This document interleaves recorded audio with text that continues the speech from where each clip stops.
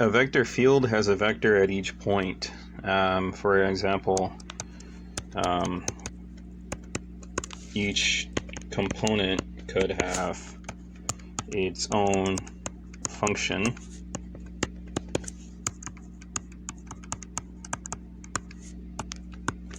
Something like that. So each different point is going to be assigned something different that changes. For example, if we say in 2 dimensions,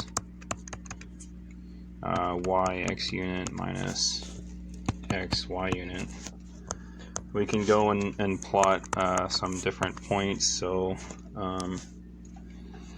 for example, 1 0 would be 0 x unit minus 1 y unit.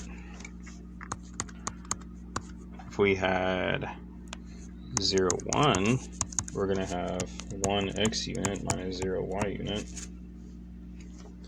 And when we go and graph these, that's we at 1 0. This is going to be negative in the y direction,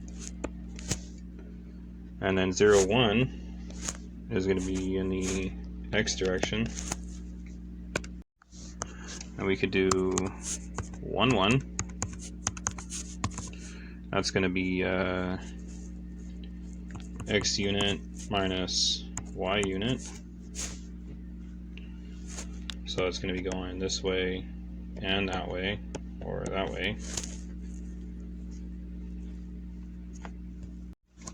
Let's say we have negative 1 comma 0.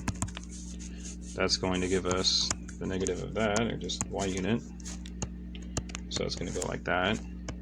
Just like if we do f of 0 negative 1, this is going to be negative x unit, or in this direction.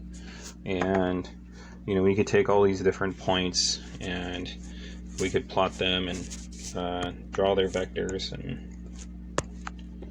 all that good stuff. But we can also kind of see a general pattern. It's basically making a circle.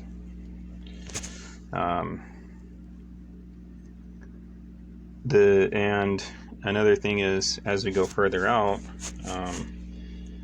these vectors are going to be longer and have more magnitude the further out we go. But it'll still be making circles. Vector fields show up everywhere, and we can actually turn a scalar function, let's say we have f of x, y, into a vector field. And you're wondering, oh, well, how can we do that? Well, we just take the gradient, and this is going to give us a vector field of our scalar function.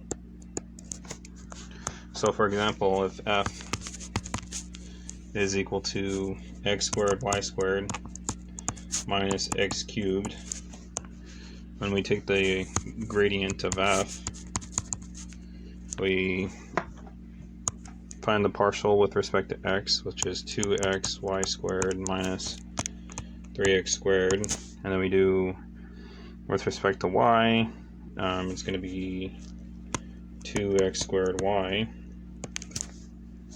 And so each point is going to be given a value associated. These vector fields show up all the time. And actually, if we take the gradient of a scalar function, this pretty much ensures that it is conservative. What does conservative mean?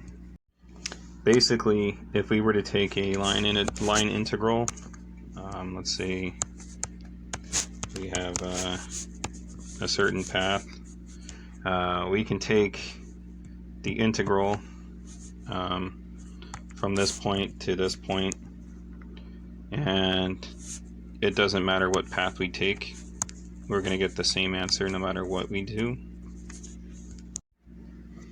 But right now I'm not going to be really explaining much about what conservative vector fields are or how to test them. That'll be showing up soon enough.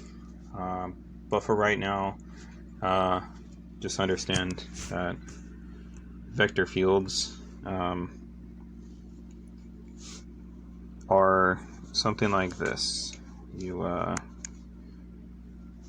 take certain points, you look at the vectors that are given. Anyway, thanks for watching.